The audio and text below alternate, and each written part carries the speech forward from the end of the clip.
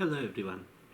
This is the first video lecture of week 6 and I'm very excited to present to you a series of 3 lectures on narrative, kingship, and the public monument discussed in the particular context of the art of the Akkadian Empire, which was a territorially ambitious kingdom that emerged from Mesopotamia.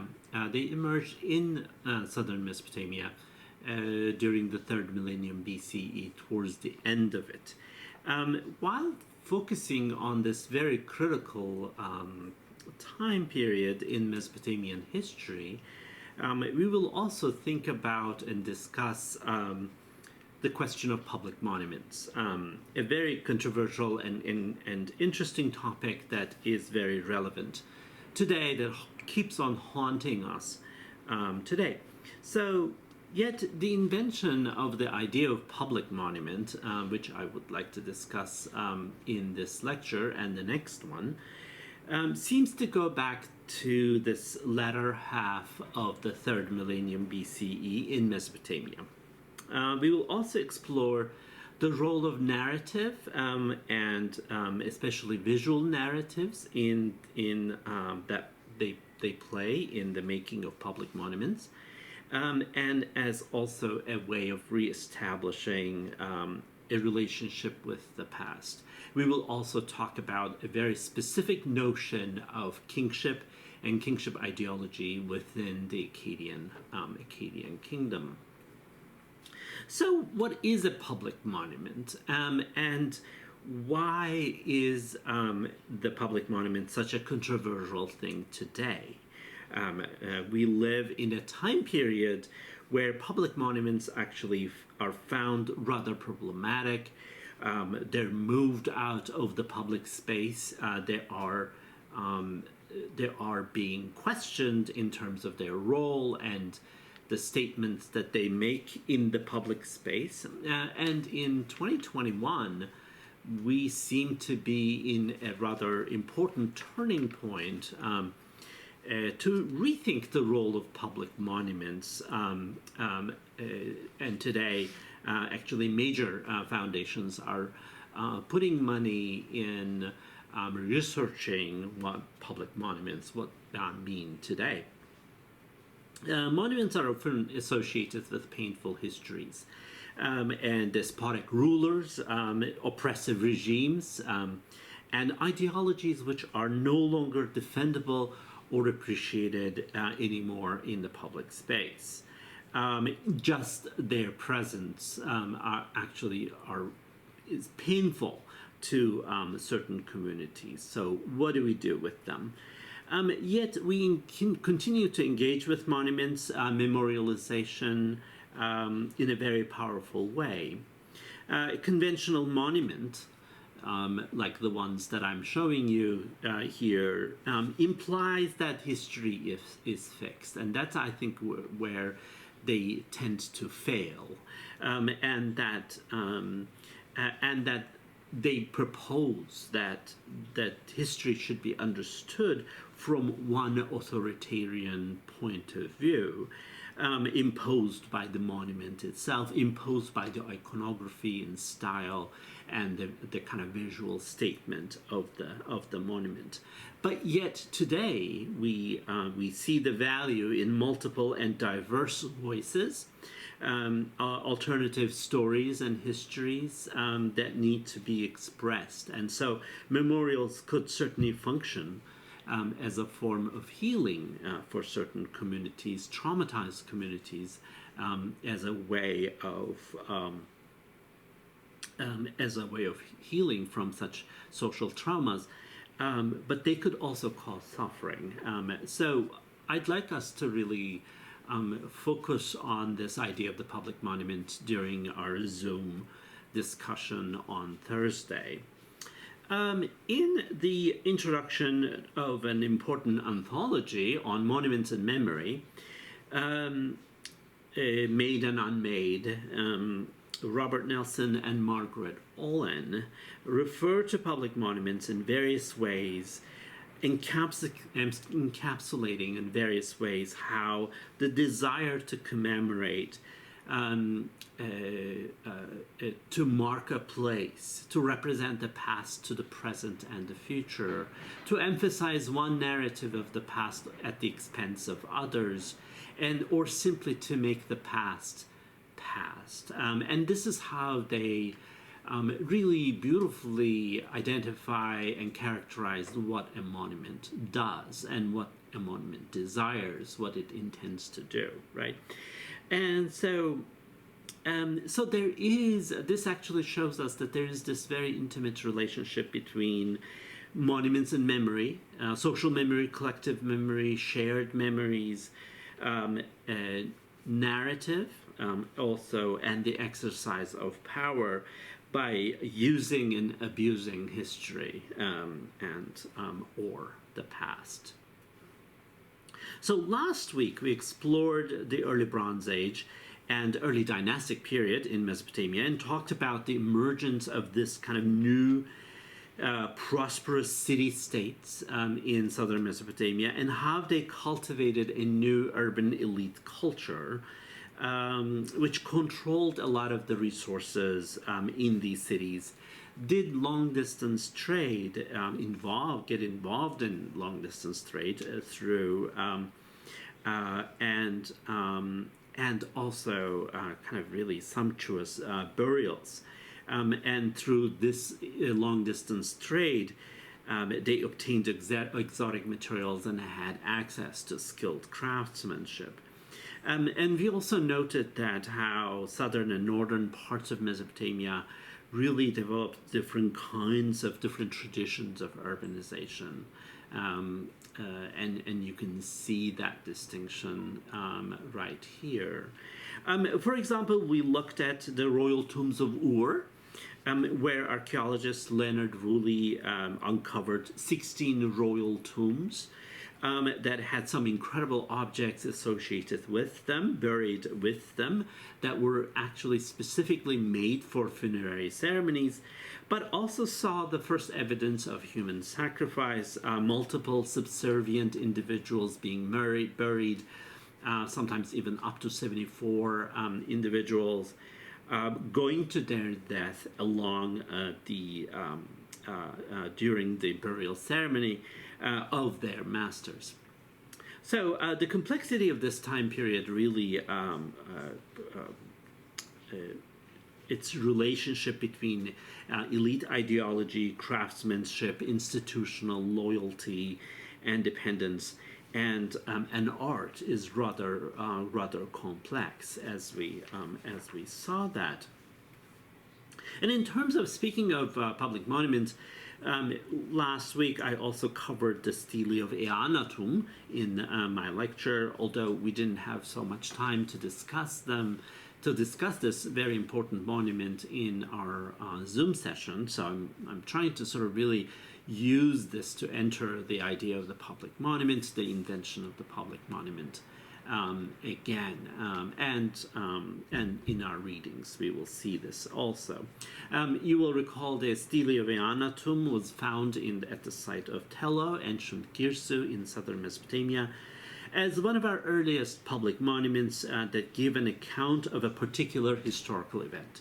And this event is the dispute, the conflict over the fields of Ningirsu, an agricultural zone, contested zone between the two states, the states of Lagash and Umma. This land dispute ended in war, and in which the state of Lagash seems to have been victorious over Umma. And this border monument, this commemorative monument, was raised as a result of the battle and as a kind of as a legal contract, as something that established this settled as a settlement of the dispute. The public monument then records the historical event in three different ways, right? If you recall, one is the historical pictorial narrative on the obverse. a mythical pictorial narrative on the reverse, and an inscription that is carved in between the images on both sides of the stele, with a written account, legal account of the sequence of events, all on the same monument. On the left, we see the historical account on the obverse, and the with an episodic narrative of Eannatum and his soldiers charging against the Umma soldiers who are already defeated. And on the right, we see the mythological version of this story, where the Umma soldiers are already defeated also by Ningirsu, the god of Girsu, and his mother, Ninhursag, the lady of the mountain. And so the Ummites are captured and defeated in both cases, in one historical episodic narrative, and in the other in a mythological narrative. So how we see these in the preserved fragments of the stele is really quite interesting, and you can see the inscription then carved in the remaining spaces not occupied by the images, and the inscription continues in one single text on both sides of the stele, following a legal official narrative without giving the visually stunning details of the war, like the vultures carrying out the decapitated heads of the Umma soldiers that you see on the fragment on top left. And this is why actually the stele is sometimes called stele of vultures. And then this seems to be a kind of a historical specificity of violence within that particular war. But interestingly, the text remains rather sort of formal and legal, rather than going into this kind of violent detail, this kind of really carnal, sort of this carnival of death, so to speak, but leaves that job to the images. So this is one thing that we wanted to really think about. What is the job of the text in this monument, and what is the job of the images? And so this is our first and major example of a public monument dating to 2460 BCE. So this date is really quite important in the middle of the third millennium. So this week, in this lecture and the next one, what we're doing is how this idea of the public monument is taken up by the Akkadian kings and carried over into something new. And we're also reading an article by Professor Irene Winter, who was the William Dorr Boardman Professor of Fine Arts at Harvard University for many, many years, and she's a leading art historian, keeps on writing as well. She's a leading art historian in Near Eastern art. And so this is an article that has really transformed our field, our discipline, quite a bit, where she discusses the question of narrative and how it plays out in the stele of vultures, as a kind of a really the beginning of historical narrative and the beginning of a public monument in Western Asia. So we'll discuss Irene Winter's article this Thursday. So let's look at this week's objectives and video lecture content a little bit. We're specifically talking about narrative, kingship, and the invention of the public monument in the Akkadian Empire. In this first lecture, we're talking about the invention of the public monument in Mesopotamia, and how this invention of the monument, which the Mesopotamians refer to in Akkadian as naru in Mesopotamia, and how these monuments relate to the questions of narrative and ideology. In the second lecture, we're going to turn to specifically Acadian monuments and really talk about the Acadian Kingdom as the first territorially ambitious kingdom that emerged in Mesopotamia. So we talked about these kind of smaller regional states, city-states in Mesopotamia. This is the first time we see a kingdom that actually would like to do these military campaigns to control wider territories beyond the Mesopotamian plain. We had not seen this before, and so this is the first time in Mesopotamian history. And although this is actually fairly short-lived, this kingdom lasted about 140 years, relatively short-lived. Some historians recognize this kingdom as one of the world's first empires, and what I'm interested in is really to understand how this territorial ambition, this kind of the aim to control and use the resources of foreign landscapes, how that is actually shaped by public monuments. What is the role of public monuments in managing this sort of wide landscape? And in the third and final lecture, we're going to turn to the art and material culture of the Acadian Kingdom. We know that apart from these military ambitions and the abundance of public monuments that were raised both in the center of the state and in the frontiers, we know that the everyday life was also transformed. For example, the lingua franca, the common language in Mesopotamia up to this point, was Sumerian. The official languages that the states used was for producing state documents and poetry and so on were Sumerian. And there is a kind of a radical switch with the Acadian Kingdom to this Semitic language, Akkadian, which leads into sort of the much increased literacy in Mesopotamia, and also flourishing of new stories, new storytelling traditions, new mythologies that were actually not expressed before they become expressed. Actually, Acadians as an ethno-linguistic sort of group existed in Mesopotamia from very early on, but their literature was not expressed very well because the official state language was Sumerian, and so we'll discuss what kind of a radical change we are seeing. We also see a new visual culture. We see new metallurgical technologies in making art, and so on. So that's for the third lecture. So, as I mentioned, in this time of the Acadian Kingdom from 2334 to 2193, a very critical century and a half there, a strong and territorially ambitious kingdom changes the overall political landscape of Mesopotamia.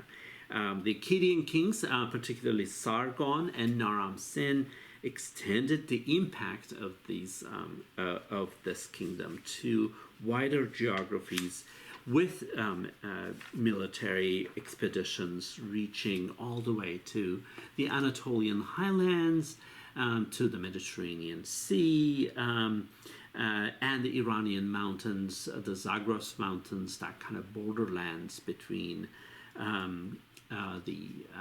between Mesopotamian plain and the Iranian uplands, but also in the Persian Gulf as well, with some seafaring trade.